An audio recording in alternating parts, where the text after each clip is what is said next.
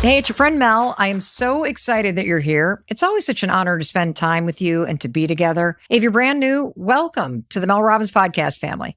Thank you for choosing to listen to this podcast and for hitting play on this particular episode, because it tells me that you're the type of person that sees bigger possibilities for yourself.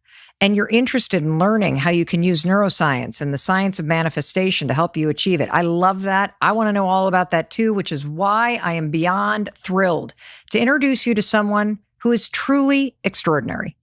Dr. Jim Doty is here from California. He's in our Boston studios. He is a Stanford neurosurgeon. He's a world-renowned neuroscientist, a New York Times bestselling author, a philanthropist.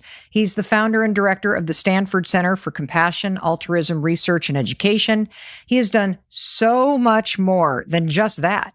But to name a few, he's a military veteran. He has founded massive medical device companies. He's one of the world's leading experts in minimally invasive spinal surgery. And he was the former chairman of the Dalai Lama Foundation.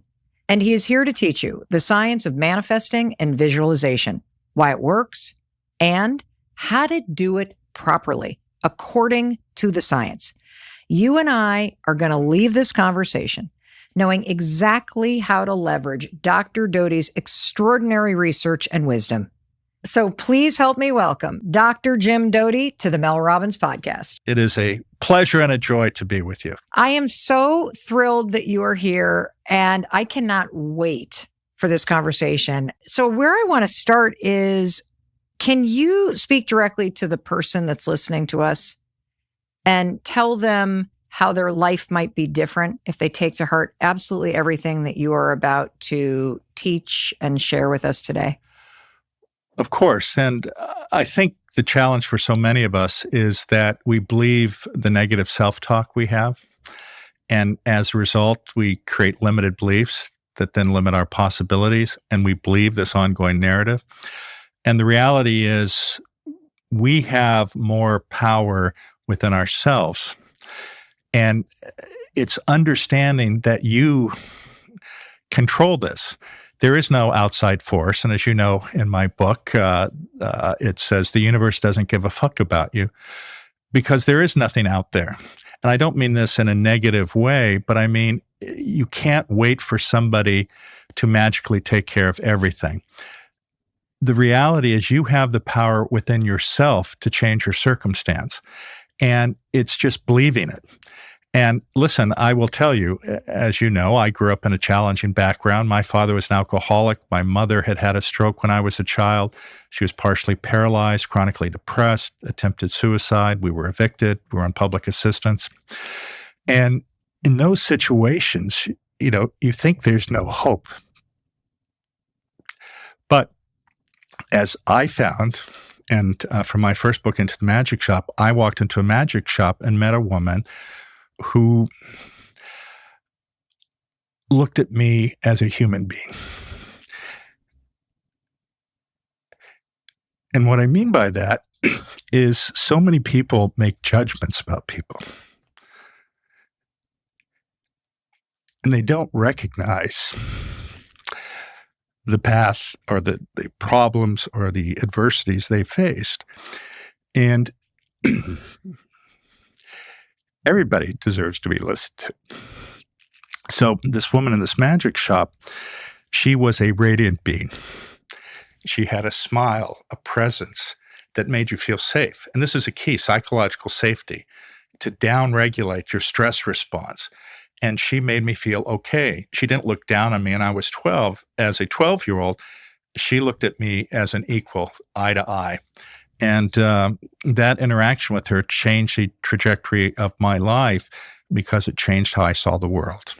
You've written about your past. You've written about this interaction with this woman in the magic shop, and still it brings so much emotion up in you. How come?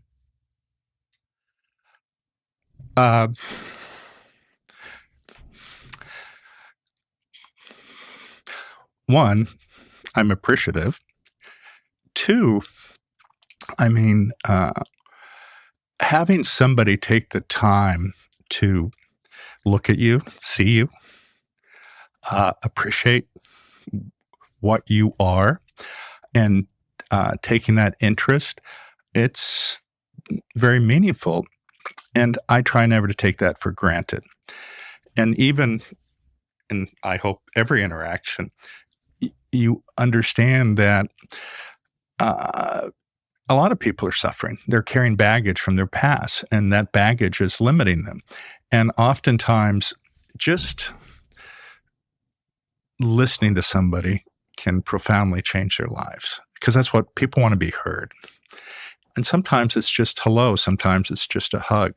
So I always tell people, never forget your own ability to change somebody's life. And also to recognize that oftentimes how somebody is interacting with you has nothing to do with what's going on. It has to do with the baggage they're carrying. And so give people a benefit of a doubt. And so, you know, if you grow up in a background like mine, typically there are two paths. One is the path you become an alcoholic, drug abuser, have mental health issues. The other is you overexcel, right? Overachieve. Then the path of the overachiever gets bifurcated. There's the one group who say, nobody helped me. I did this all myself. I'm not going to help anybody else. Then you have the other group, which I probably typified, maybe excessively, where I understand the pain people go through. And very deeply. So I'm very attuned to that. I personally cry all the time for the same reason. And I don't think I've ever heard anybody explain why I feel so driven to do what I do. So thank you for that. That was a real gift to me to hear somebody explain why tears come up all the time and why I end this podcast every single time by telling the person who's listening that I love them. Because I know for most people, they actually don't hear it said by anybody else. No, and which is a very sad statement because, and we can talk about this, but so many people live in a fear mode all the time. And of course, it has all sorts of deleterious effects. And being in a love mode or a heart-centered mode is very difficult, especially if you have all sorts of challenges that distract you from who you really are. And I think the gift you give people, and hopefully I try to give people, is a sense of hope and possibilities. I want to go back to the moment in the magic shop that truly shaped you forever and changed the trajectory of your life. And so the person who's listening can really perhaps see themselves or someone they love in the story. Could you explain, as a 12-year-old, you're walking into this magic shop, first just kind of how you felt emotionally at that point in your life, going through all of the heartache and the hardship that you did, that so many people do, and how this interaction with an adult woman who you had never met, who just interacted with you, how that actually changed? Well, what would happen in my situation at home was whenever there was fighting or challenging events, I would get on my bike and ride as far and as fast away as I could. And I rode a great distance far from my house and ended up at a strip mall. And I'd had an interest in magic for a while. I used to have a plastic thumb that I would do tricks with. My son has one of those. Yes. And I lost it. And so I was looking for a plastic thumb. But anyway, I saw the magic shop and I went in. And what was interesting was this woman was there, and who was in her mid-50s probably. And I still remember her vividly because she was wearing a blue and white muumuu. Remember these outfits? Because she was a larger lady. And she had this flowing gray hair. And she had these glasses that were at the tip of her nose. And she had a chain on them. And she was reading this paperback book. You sound like you're describing the potions professor in Harry Potter. And she may have been, actually. Anyway, she looked up from her glasses, and I started querying her about magic. And she said, I'm just here babysitting the shop because this is my son's store and he's doing an errand. But this led to her and I having a conversation. And after about 20 minutes, she said to me, I really like you. She said, I think I can help you. I'm here for another 6 weeks. If you show up every day, I think you could learn a lot. And I had no clue what she meant. And this was before mindfulness or neuroplasticity were in the sort of common lexicon. And I did show up every day. Now, I have to tell you, it wasn't because I had any insight or self-awareness. I was a poor 12-year-old in despair with a feeling of hopelessness. But I did show up. And the reason I showed up was, one, I had absolutely nothing else to do. Two, she was giving me chocolate chip cookies. So those were the two drivers of my interaction with her. But to sort of understand what happened is she apparently had some exposure to Eastern meditation practices. Mm-hmm. And she taught me, if you will, what is now called a mindfulness practice. Mm-hmm. And what I never realized was that as a child, I was in a war zone all the time, a constant trauma, because you never know what's going to happen. It's chaos. There's always unexpected things. You can't rely on anyone or any person. And as a result, your muscles are always tight. You're always looking around. You can't focus. And of course, to learn, you have to be able to attend. If you can't be present, it's not possible to learn. So she recognized this, and she initially taught me a relaxation technique. And then she taught me the ability to focus or attend. And then probably the most critical thing was she taught me that the negative dialogue that was going on in my head was not truth. And oftentimes when we tell ourselves we're not good enough, we're not worthy, we don't deserve love, we think there's some truth in that. Yeah. But we have, as humans, a negativity bias where negative statements have a tendency to stick with us. And this leads oftentimes to rumination. And once you tell yourself, it is not possible, I cannot, that becomes truth. Yeah. And so we create our own limited belief system.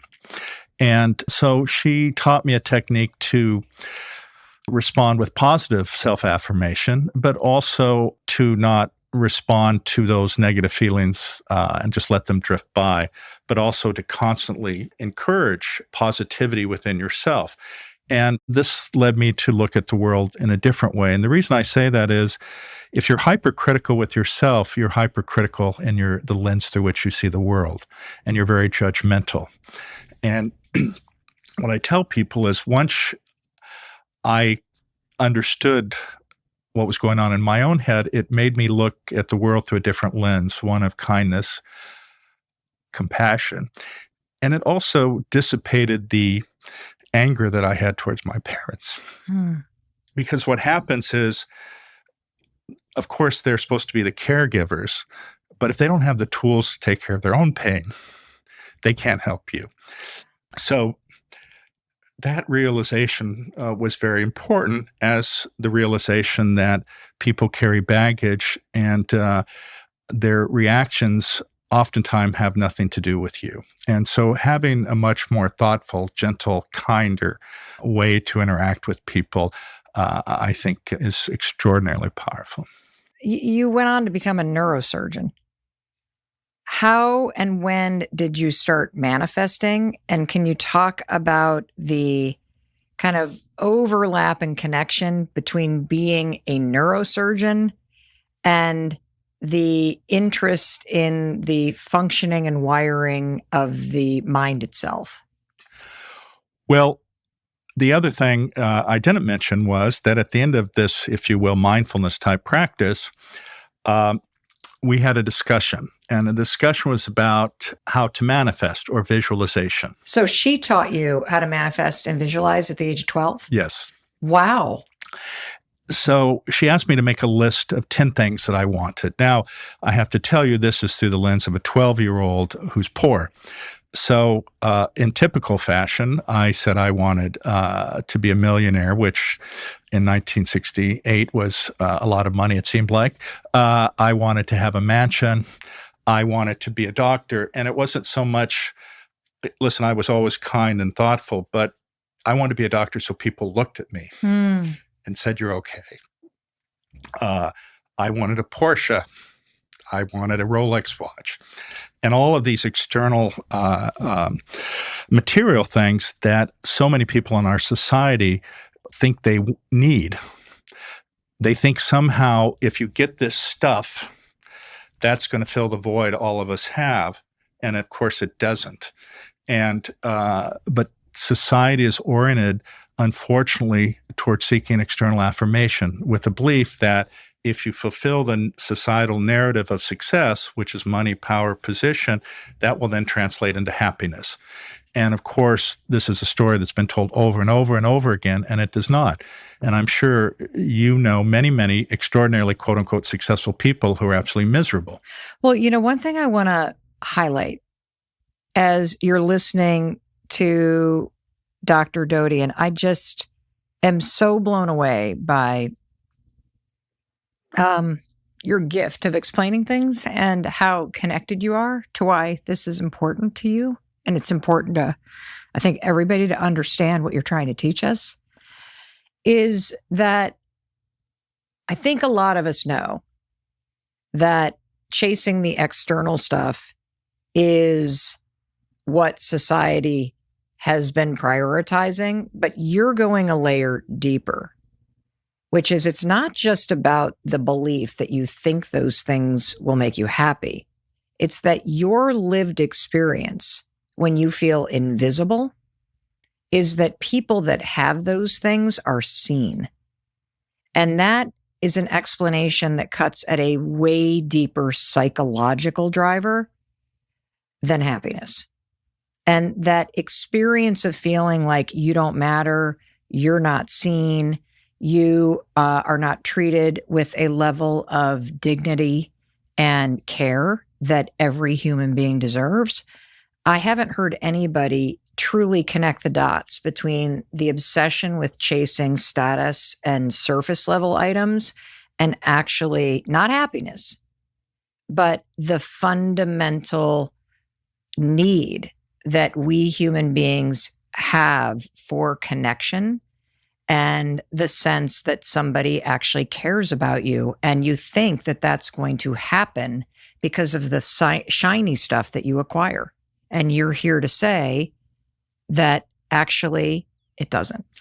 It doesn't at all. And I think that's a challenge for so many people because they've been sold this narrative, and it's a narrative of unhappiness, and it's a narrative of fear. And I was saying earlier, when you chase things like that, that's because of your own insecurity. And as a result, that activates your sympathetic nervous system, which of course is the flight, fight, or freeze response.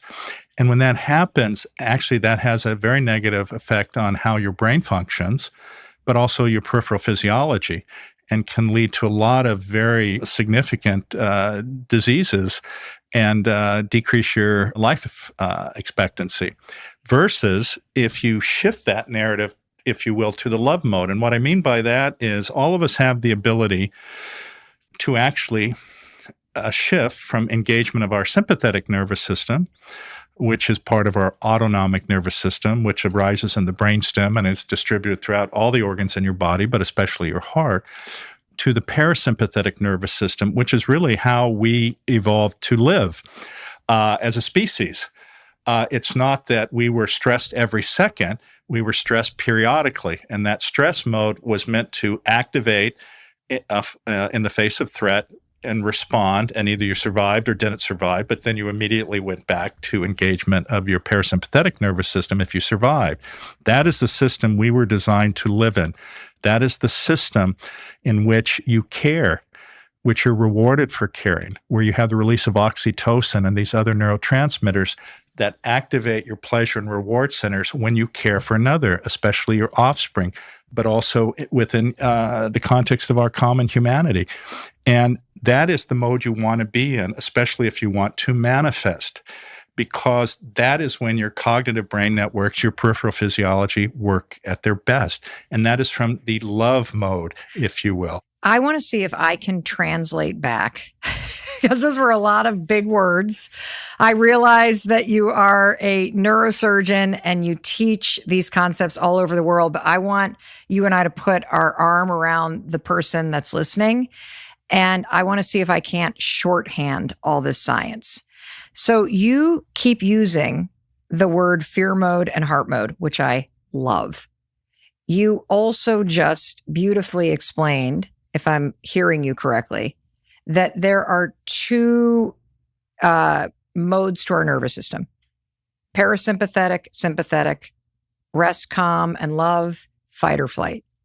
And that as we listen, is it okay if every time you say fear mode, we just go, okay, he's talking about the sympathetic fight or flight nervous system that a lot of us live in, that shuts you off to possibility, connection, potential, and love, versus the heart mode, which is your parasympathetic nervous system.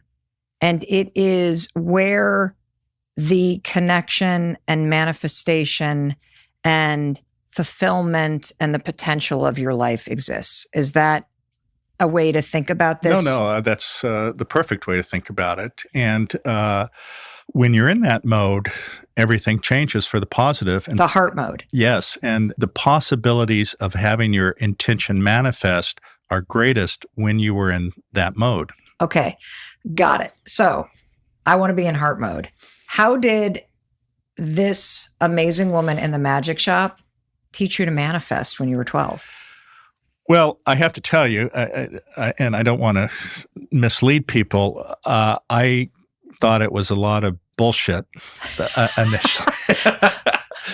And the reason is because, of course, I had never been exposed to anything like that. Mm-hmm. I mean, being able to sit and relax your muscles with intention, being able to breathe a certain way to calm your nervous system down were completely new to me. So it took a little while for me to understand that. But once I did understand it, I realized how powerful it was, because I didn't constantly have this negative self-talk going on and this fear constantly. And so, as you know, these types of mindfulness practice, which are very commonly discussed today and have changed millions of lives, are readily available to everyone.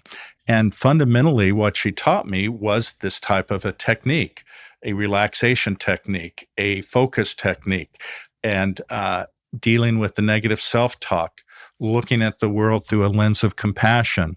And we talked about visualization. For you to maximally visualize, that means you have to be relaxed, you have to have calm, you have to not look at what I want.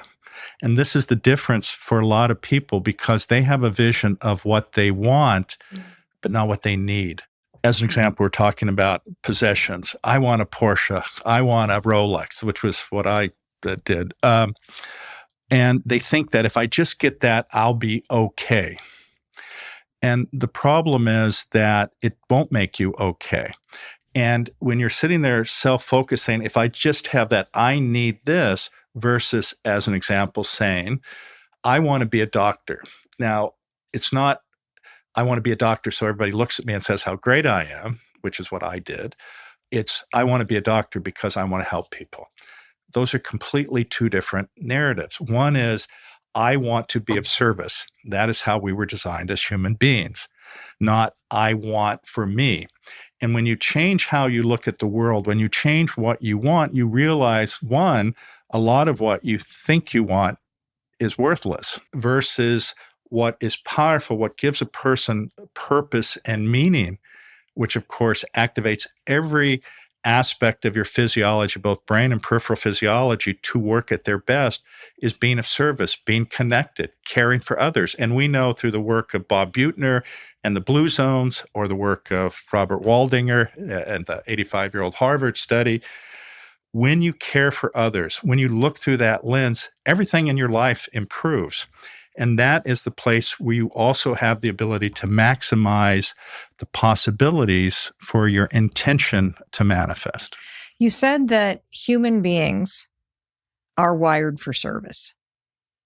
As a neurosurgeon, as a person that, you're here in Boston to go teach about compassion. You were the chairman of the Dalai Lama Foundation, yes. So how are we wired for service as human beings? Well, if you look at our evolution as a species, unlike other species, one, we have a small litter size. That's a very clinical way. I think if I were your wife and you said that, I'd smack you, Dr. Doty. A small litter size. Well, my wife has smacked me multiple times, believe me. And our offspring do not run off into the jungle or the forest. They have to be cared for well over a decade. And why would you expend the time, the resources, the energy to care for your offspring unless you were rewarded? The way you're rewarded when you care for your offspring is the release of different neurotransmitters such as oxytocin or the love hormone. And when those are released, your pleasure and reward centers are activated, your physiology works at its best, and you look at the world through the lens of love and caring because you want your offspring to survive. As we evolved as a species, and you're probably aware that there's something called Dunbar's number. So up to 150 people, which was typically the size of a tribe, again, it was important because you were in a hostile environment that you cared for the other or the group would not survive. So these are very deep-seated genetic imperatives that are with us that allow our species to survive. We are not meant to live chronically in the sympathetic nervous system. We are meant as a species to live in our parasympathetic nervous system where we have openness, generosity, caring, love. The problem is the nature of how capitalist society has been developed actually, for many, many people, activates their sympathetic nervous system chronically, and they get distracted from their purpose. Our purpose is to love one another. I love that. And I love that you've simplified it to you're either in fear mode and heart mode, and that you are hardwired for heart mode. Your purpose is to love yourself, to love other people, to be in that mode. Can you explain what manifesting is? How do you think about it or describe and teach it to people around the world? So, as you know, with manifestation or that terminology, there's a lot of woo-woo and pseudoscience. And a lot of people take advantage of that. And it turns, unfortunately, into a money-making opportunity for some people. The reality is, though, that actually the ability to manifest is fundamentally based in neuroscience. There is no woo-woo, there's no magic, there's no law of attraction. Based on the history of it, back in the 1st and 2nd century, the Hermetics came up with this idea, and it's been propagated through different prosperity gospels and all sorts of other things, as if you have positive energy and you put that energy out in the world, you will be able to manifest the Porsche, the Ferrari, the mansion, and but if it doesn't happen, it's your fault. Because you didn't care enough, or you didn't do it the right way, or just buy another book and I'll tell you the real way to do it. But fundamentally, it's based on neuroscience. And what I mean by that is the way in which you manifest, and I'll define manifestation, is the ability to take an intention and embed it into your subconscious in a manner such that it has the greatest likelihood to occur or to manifest. And what I mean by that is what people don't appreciate is every second we have about 6 to 10 million bits of information coming to us from our sensory organs. That's what makes us who we are. That creates our reality. But on a conscious level, we can only deal with 50 to 100 because 99.9% go to maintain our bodily function. That 50 to 100, though, you have control over. 50 to 100 bits of information. Bits of information. So how do you deal with that? Well, you take the tools, and what I mean by that is the tools to embed something into your subconscious. Okay. The best way to do that, and I'm sure you've heard the term, what fires together, wires together. But can you explain that for the person Sure. listening? What does that mean? So if you create habits, Mm-hmm. this results in the creation of neural pathways. And if the mere repetition of those habits actually lays down the circuitry that then gets embedded and then actually makes things happen. And I'll explain it as follows. When you are able to use all of your sensory organs or abilities to embed that intention and do it repeatedly, that is when you're creating these neural pathways. As an example, if you have an intention, you take a pencil, you write it down, you're actually doing something physical, tactile, then you read it silently, then you read it aloud, then you visualize that, and you do that over and over and over again. What that will do is then embed that into your subconscious. And then these different cognitive brain networks get activated. Now, can we unpack that just a minute? Sure. Because everyone that listens to this loves to make sure that they just got the instructions from you, Dr. Doty, because I'm like hanging on every word. And so there were a couple steps to that, because you had the physical pencil, you had the act of writing, you had this moment where, if you're watching on YouTube, you saw it, but if you're listening, let me describe it. He sat back in his chair, he put his hands kind of in prayer at his chest, closed his eyes, and he started talking about repeating the thought. Is that the chain of events that you do to encode it in your mind? Yes, absolutely. So what is, will you walk us through it one more time? Yes. So again, what you want to do is to use all of your sensory organs as much as possible to embed that intention. So by writing it down, by reading it aloud, by visualizing it, that creates the process where this gets embedded and into your subconscious. And what happens is once you get this embedded, it activates different parts of your brain. And without getting too technical, one is something called the default mode network. Is that the same thing as the reticular activating system? No. Okay. But they're related. Okay. So the default mode network. Yes. So this is what happens when your mind wanders or you're daydreaming. And it's self-referential because it's internally focused, but it's where you create the narrative of who you are or what you want. So if you have negative self-talk, if you ruminate, if you are like, I'm never good enough, nothing works out for me, things like that don't happen to a person like me, I can never get it right. That is the default mode network. Absolutely. And that gets really activated and results in rumination for some people. Can I ask you another question?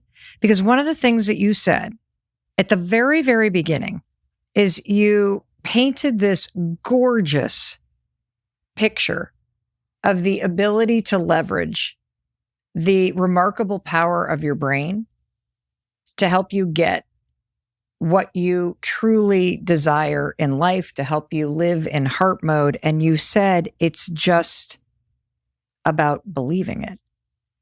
And part of the reason why we have trouble believing it is because of the default mode network and all of these stories you've repeated over and over and over again. Is that fair to say? No, that's exactly correct. And we can reprogram, or we can lay down a new track? Oh, absolutely. And it's available 24/7, and it doesn't matter what's happened to you before. You know, so many people get fixated, well, I don't deserve this because of. We all deserve it. So once this gets embedded and you create the narrative of who you want to be or how you see yourself, what you're doing is you're creating salience, okay? What's that word mean? It means making it important, okay? Once something is important, this activates what we call our task positive network. And the task positive network has three parts. It has the salience network, it has the attention network, and then it has the executive control network. And once something is salient, what you're basically saying is, this deserves my attention.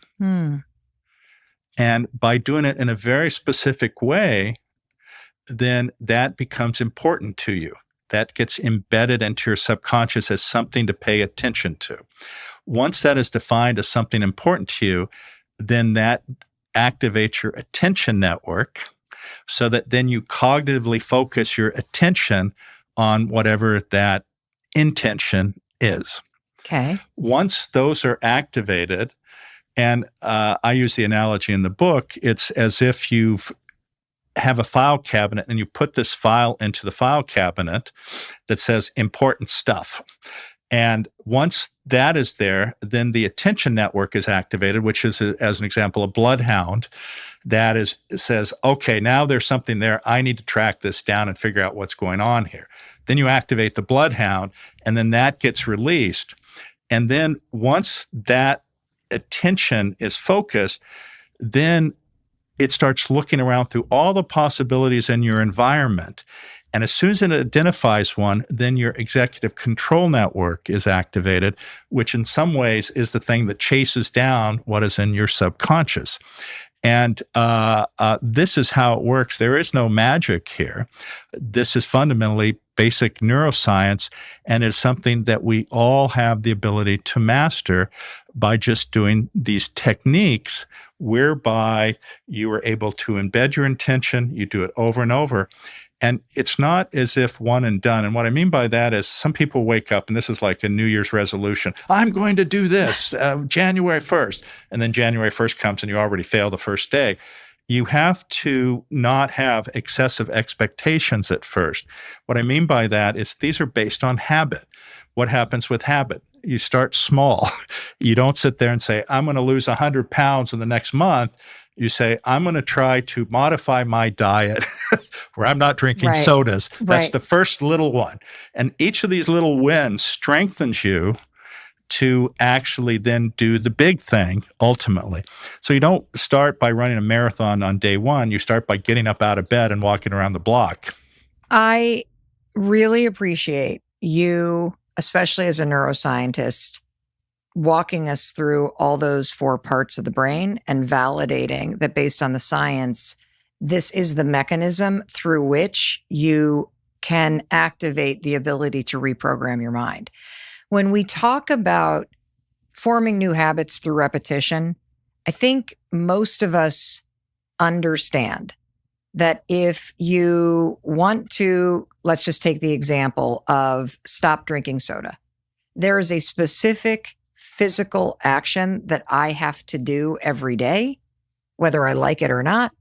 And the consistency of not drinking soda, or probably better yet, just focusing on drinking water or a non-soda beverage, that repetition, I get it. I know what I need to do. Where I see people trip up is that when it comes to negative self-talk, it is so embedded in the subconscious. You've been thinking this way for so long. And because it's there in the back of your mind, unlike learning to drink more water or learning to go for a walk every day, it's not a physical thing that you kind of see outside yourself. This is actually programming deep within. And so could you help me and the person listening understand? Let's say that you have for your entire life had this narrative in your mind where like, I'm not good enough.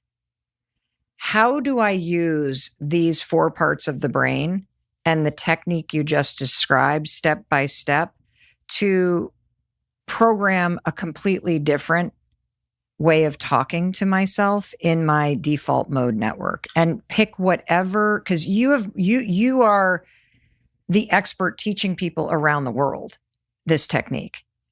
So pick whatever you believe is the most common default negative self-talk or belief. And then if you could walk us step by step, what am I doing, Dr. Doty, every day? Well, I think the first thing people need to recognize is the burden we carry as a human being is negative self-talk.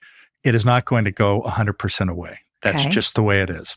In fact, I speak about these things, and I say to people, how many of you have negative self-talk? And usually 90% of people raise their hand. And I say the other 10% are lying. And and I don't care in theory. I mean, obviously you have examined these areas. I have examined these areas. I still have negative self-talk. The key is, though, in the face of the negative self-talk, you're okay. And understand what it is and not let it overpower you where you sit there and go, oh God, I'm horrible. And you just ruminate over this. Recognize for what it is and let it sit there. You don't have to do anything with it. And this is the fundamental practice of mindfulness meditation. But the aspect which I think is different, and actually what we teach at Stanford, is to have compassion for self. And this is when you give yourself these positive affirmations and you say you're worthy, you're good enough, you deserve. And a lot of the negative self-talk comes from where? It comes from the baggage that we carry from our childhoods. And this is what a lot of people don't appreciate. You're manifesting all the time. What people don't realize, though, is that many of the decisions they make in their lives, the relationships, the jobs they have, the decisions they make, are actually based on the baggage that they carry, and that is the narrative of their story. And so one of the first things I think you have to do is to sit back, and whether it's with a therapist or just self-reflection where you're writing things down and trying to understand how you become you, to have some awareness of what created this. And once you have that insight, then that allows you to not be as affected or to believe it, but understand that it's the nature of how humans are wired, and it's okay. That's not going to change. And in some ways, it's like also accepting your shadow self, right? All of us have a part of us that we're ashamed of, we're embarrassed about, we've done actions that are horrible sometimes, and you can't push your shadow away. You have to accept it and integrate it into who you are. And the same is true of this. So once you're able to do that, that lessens the power of that inner critic. So let me see if I can just, again, translate this, because you've got a really big brain.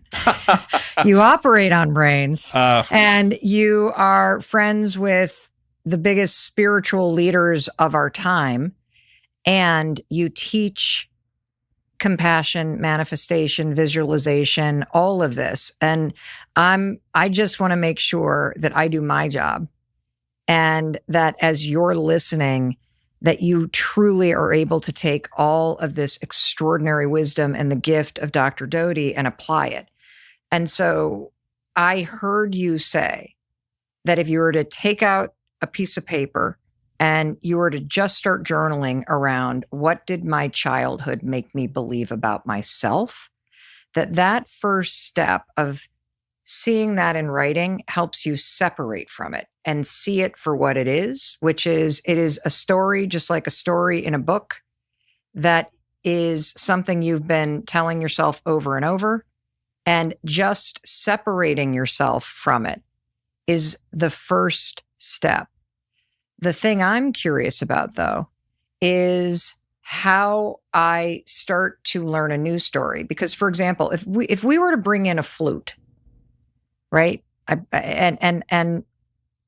Would you be able to play a flute if I handed it to you? Of course not. Yeah, me either. But if I practiced it for a year, I could probably learn it. And so I'm assuming that there's a technique, even once I separate and go, oh, my childhood taught me to think X about myself.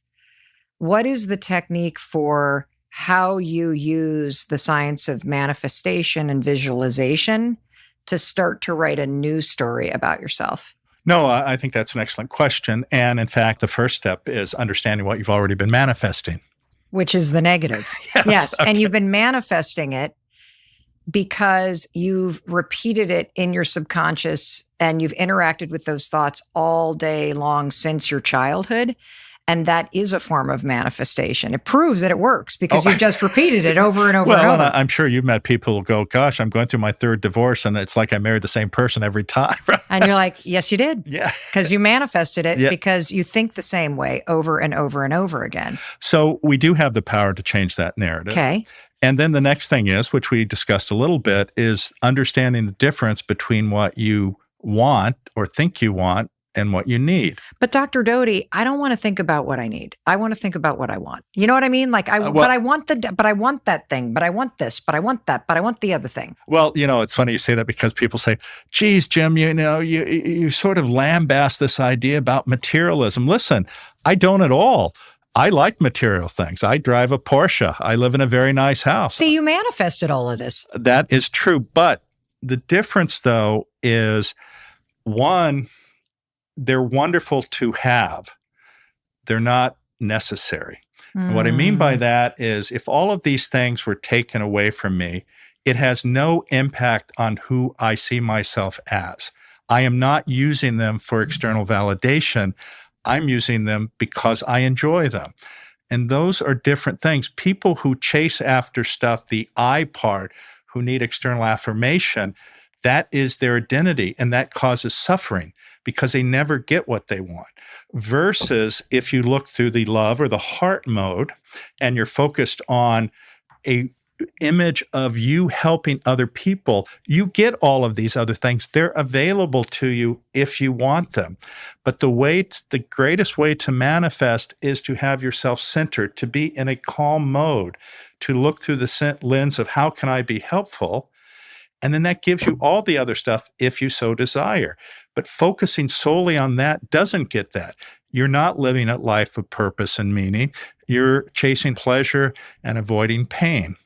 And while that can sort of cause some people to say, I'm happy, if you actually look at most of these people may be happy on one level, but that happiness is transitory and shallow, versus if you chase purpose and meaning, that is deep and long-lasting.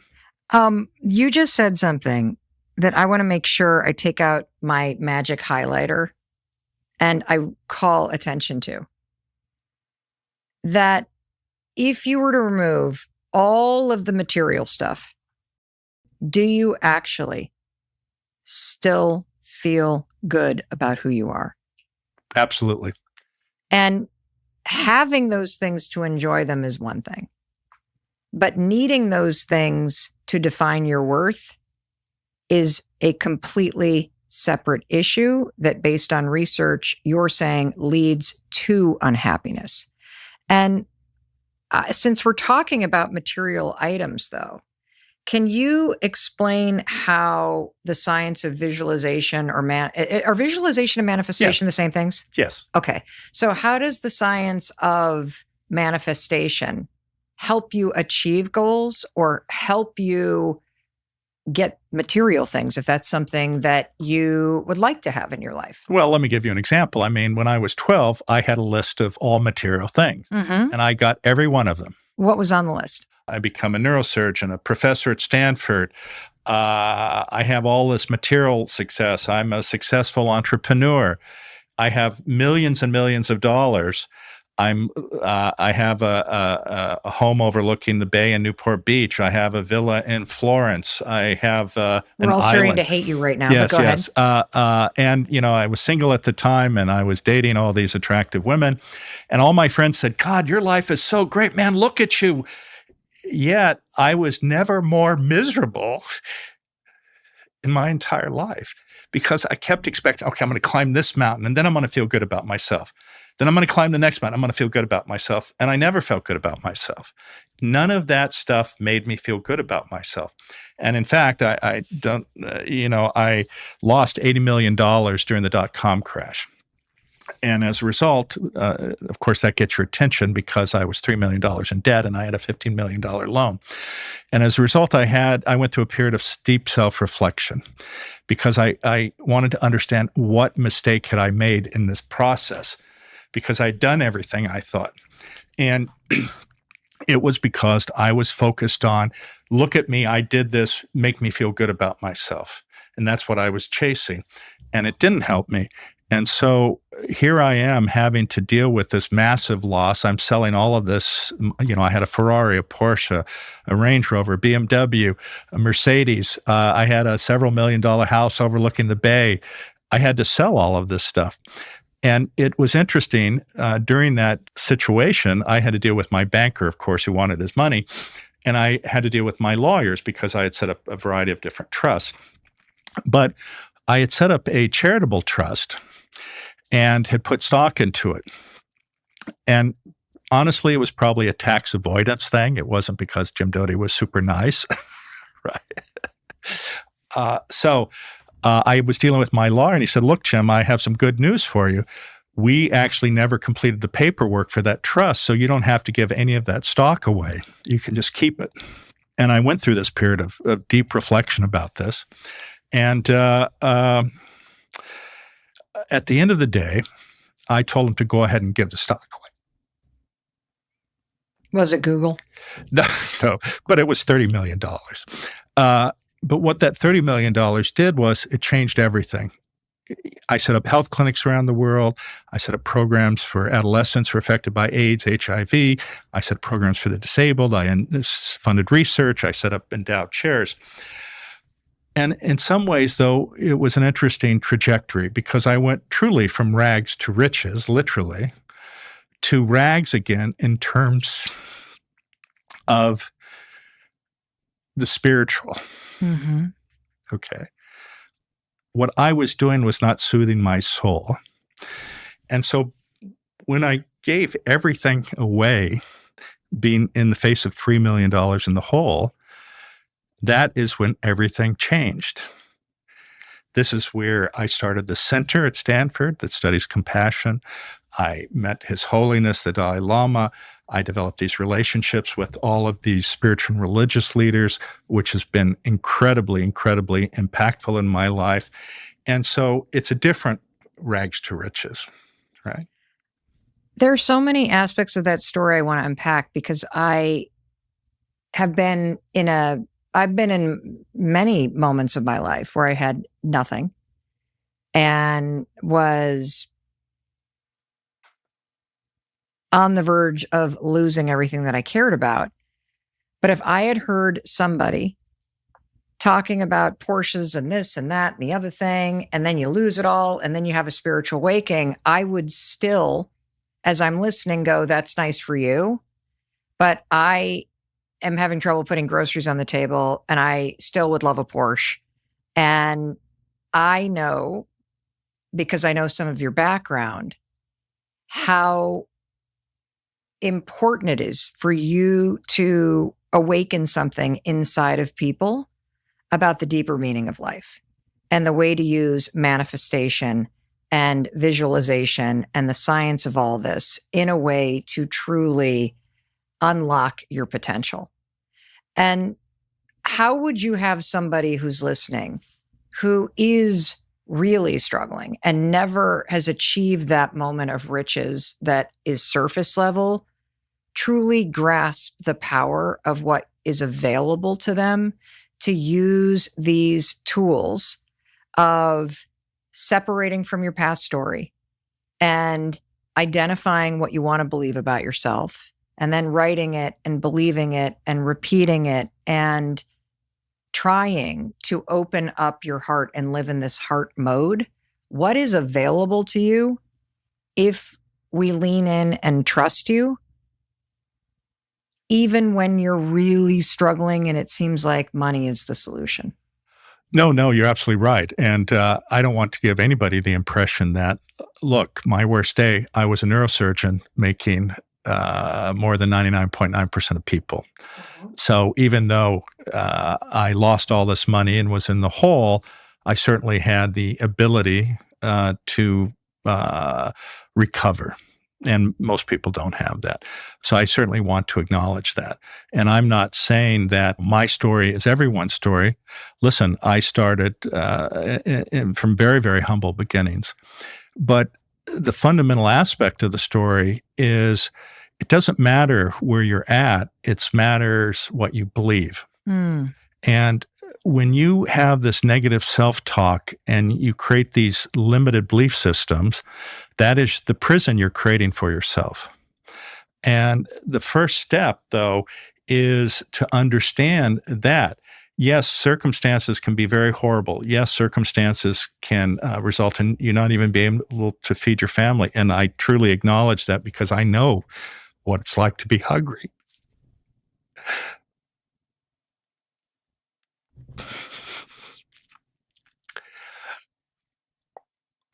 But regardless, you have possibilities. When you're able to interrupt that negative belief system, when you're able to look through the lens of possibilities, because when you are negative, when you say it's not possible, the world is against me, everybody hates me, fundamentally, you're changing your physiology. And as you probably know, we have oscillation or vibrations that come from our bodies. And one of the greatest ones is from your heart. If you have this negative self-talk, if you create this negativity, that goes out. I mean, the bioelectrical energy that comes from your heart extends 3 to 5 feet outside your body. And I'm sure you've experienced, you were mentioning something earlier, gosh, when you walked in, you made me feel good. That is a gift all of us have to give people. And I'm sure you've met people who, as soon as you meet them, go, I do not like that person.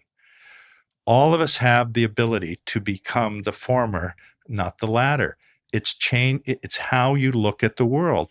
And when you change how you look at the world from that one of negativity, because your situation is difficult, to look at, there are amazing possibilities here. Because what I tell people, when I changed how I looked at the world changed how it looked at me, because people reached out to me because I was open to it. I was appreciative. I was thankful. I didn't sit there and say, the world hates me, nobody's going to do anything. That energy changes when you change how you look at the world. And the energy you're talking about is the ability to move yourself from a fear mode into a heart mode. And there's also a lot of research and science that you write about, and how being in that heart mode, where you're coming from a place of service, where you are actively manifesting and visualizing positive beliefs about yourself. I am good. I am worthy. I am loved. What are the things that you say that help you drop into heart mode? And this may sound strange, but fundamentally, the world we create is one we create. It is a delusion that we have created for ourselves.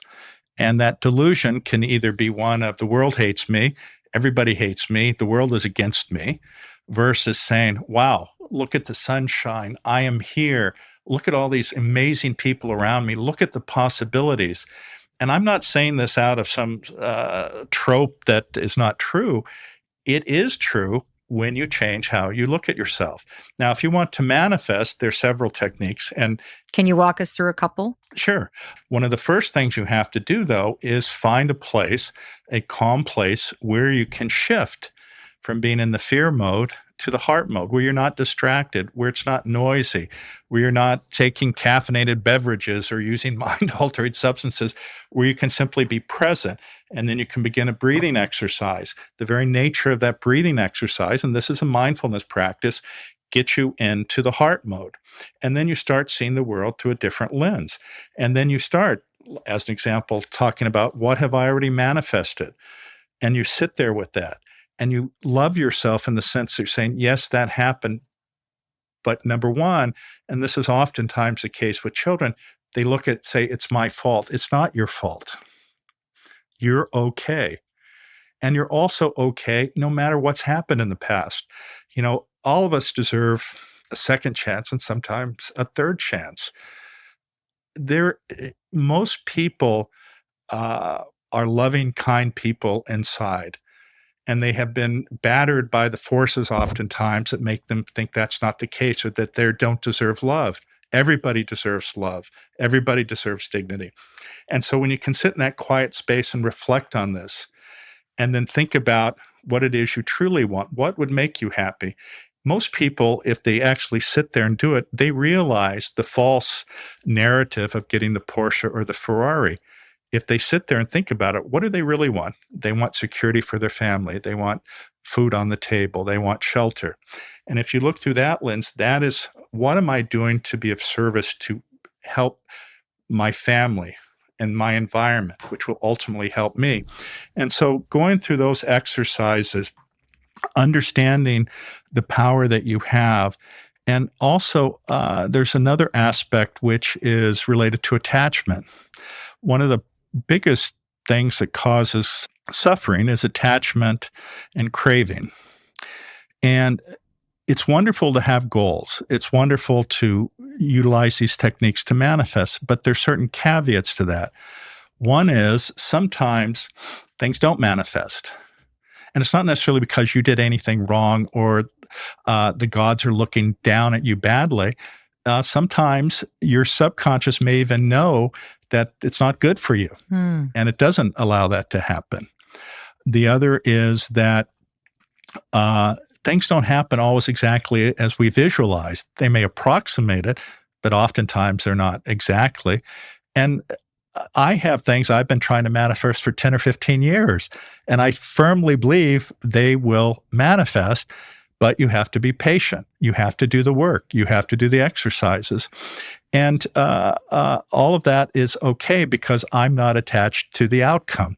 And that is a critical thing. Yes, do I want it to happen? Absolutely. Should it happen? Absolutely. Will it happen? Maybe, maybe not. And it's more likely that it will?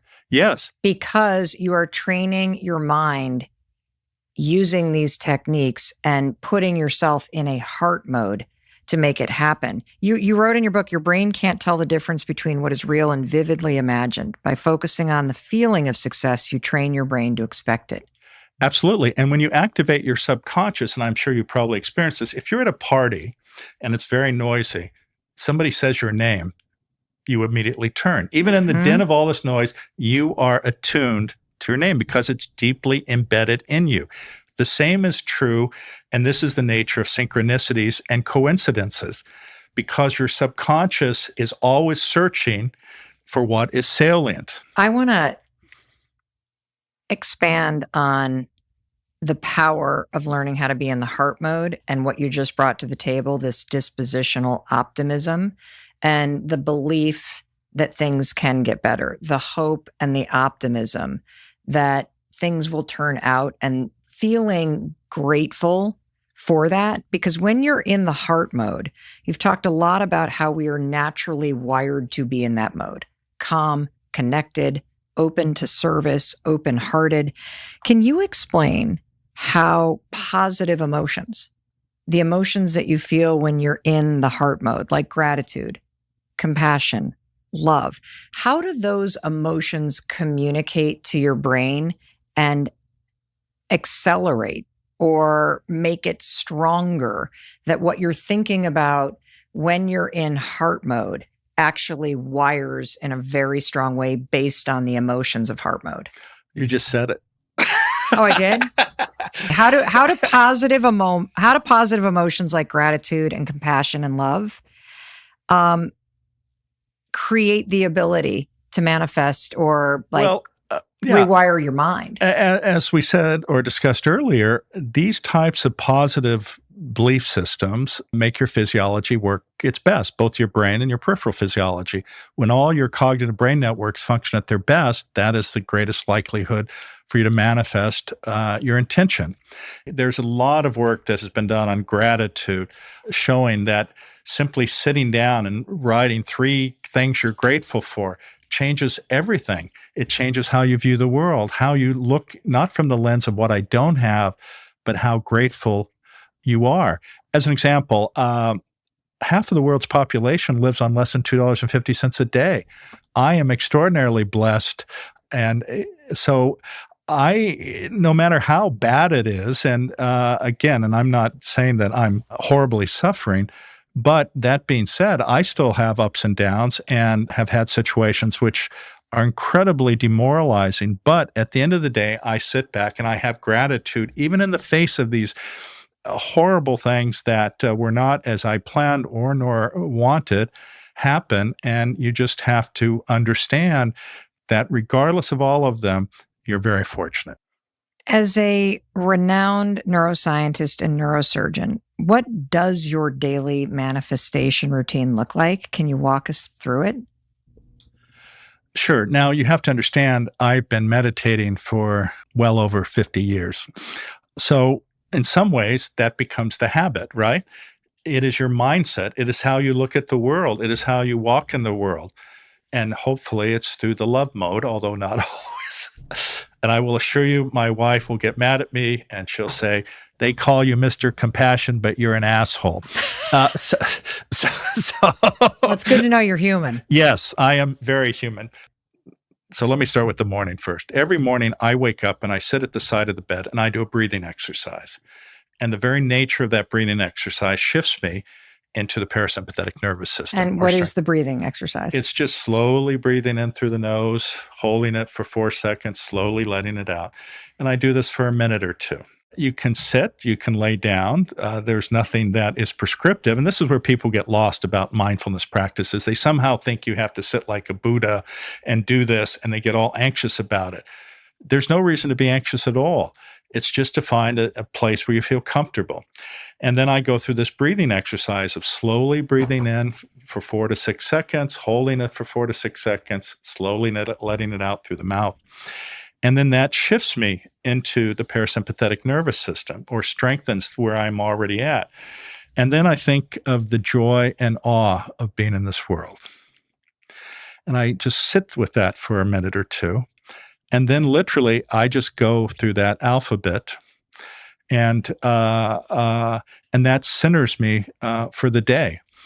And if I'm centered looking through that lens, then that actually creates the environment for me to manifest, because I am in the right mindset. I'm calm, I'm thoughtful, I'm thinking about others, I'm not self-focused.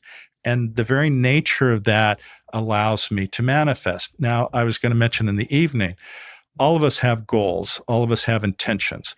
And you can prioritize them from ones that are mildly important, moderately important, incredibly important, and the time frames. And then you focus on them. And what I will do is I will, again, write them down, whatever the top 3 are. And then I'll go through the exact same exercise I mentioned, which is to write them down, to repeat it silently, to repeat it aloud, to see it happening, and over and over and over again. All of those things strengthen the power and put you in the right mindset to have the greatest likelihood of you manifesting your intention. Thank you for describing that. How does the habit that you just said activate your brain's ability to help you act on those goals? Well, I think you used a key term, which is authentic. What makes somebody authentic? When they let their mask down, when they're able to show their own emotions and how they feel about things. And the very nature of that puts you in the right mental state, where you don't feel you have to hide yourself, where you don't feel that you have to put on a show for everybody about how successful you are, and you're just feeling comfortable with who you are and accept yourself. And the hardest part for so many people is accepting themselves as they are, not be lost in how they want to be or lost in what could have been.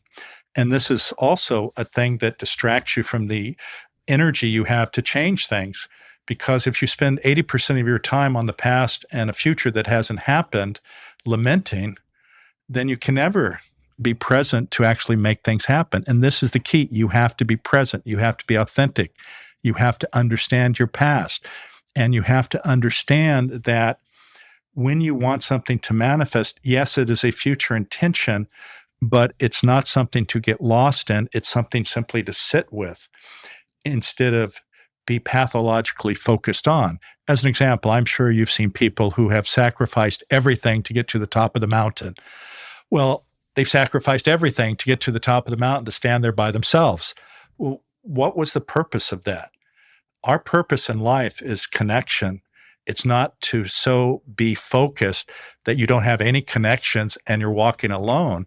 It's to connect with people. I mean, many of the aspects of what we're talking about are the journey with others, not necessarily standing by yourself. You've given me a huge epiphany, because I've always thought about the science of manifesting as something that is tied to what's going to happen. And in listening to you, I had this huge epiphany where I thought, oh, wait a minute. It's all about this daily practice of sitting in the present and dropping into the heart mode. And the starting line is acceptance of self, compassion and gratitude and love towards self, and getting yourself at this almost like daily reset present moment. And from there, I can decide what I want to believe. I can decide when I align with the wiring of my body and my soul. I can decide what I want to believe. I can decide what's important to me, and practicing these tools, both of dropping into heart mode, of being present with self, of tapping into this wiring for service and compassion and love. When you start there and now you're repeating the things that you want and why you want these things from your heart, anything is possible. Well, and basically, you've just unlocked the key to the prison that most people have created for themselves. What do you mean by that? Well, what you just said fundamentally addresses the issue of how people create a prison for themselves by this negative self-talk. Every time they make a negative statement, it's as if they're laying down a brick to build a prison, and the walls get higher and it gets darker. Yet, all of us have the key in our pocket, which you just described, to let yourself out of the prison that you created. And I think this recognition is what's really, really critically important. And it's not woo-woo. It's not looking to the universe to save you. It's understanding your own self-agency and not believing that there's something out there. Now, that being said, and as you know, the first sentence of the book says the universe doesn't give a fuck about you. But at the end of the book, my statement is you are the universe. And that is your gift. What are your parting words, Dr. Doty? Well, oftentimes, as we've talked about, people look through the lens of negativity. And the reality is, and you discussed it also, everyone wants to be seen. Everyone wants to be loved. And what I would say to everyone listening is, regardless of your circumstance, regardless of your situation, each of us has the ability to improve the life of at least one person every day. And whether it's a hug, whether it's saying hello, whether it's sharing a meal, whatever it is, when you can actually look through the world through that lens, how can I help at least one person every day? That is a habit that puts you in the mindset to not only be of service and to help others, but it also helps you. And it helps you because it then gives you the power actually to see the world through the different lens and then be able to manifest whatever your intention is. And that is the power of our humanity. And it all relates fundamentally to connecting with another with an open heart. Well, Dr. Doty, thank you. I don't even know what to say. I just feel kind of blown wide open by the experience of getting to be together with you. That's kind of you. Thank you. I appreciate it. Well, I appreciate everything that you shared and all the work that you're doing. And thank you for being here. Thank you. And I want to thank you for being here with me and Dr. Doty and listening all the way to the end. I am sure that your heart is wide open, and I wanted to be certain that I told you, in case nobody else does, that I love you. I believe in you. I believe in your ability to create a better life. And I am so excited about everything that you just learned. And I cannot wait to hear how you put this to use in your own life. All right. I'll see you in the next episode. And I want to thank you for being here with me on YouTube, making it all the way to the end of the episode. Didn't you freaking love that? Oh my gosh. I loved it. I'm so thrilled you got to experience it. Since you made it this far, click here, right there, and subscribe to this channel because it lets us know that you're enjoying this content. Thank you, thank you, thank you for supporting me in that way. And if you loved this episode, and how could you not? The next episode that you should watch is this one. This one features Harvard psychiatrist Dr. Robert Waldinger. In fact, Dr. Doty mentioned him during the video that you just watched. Waldinger is going to share the secret to what makes a good life based on the lessons from an 85-year-long study at Harvard on happiness. I'll see you in that episode.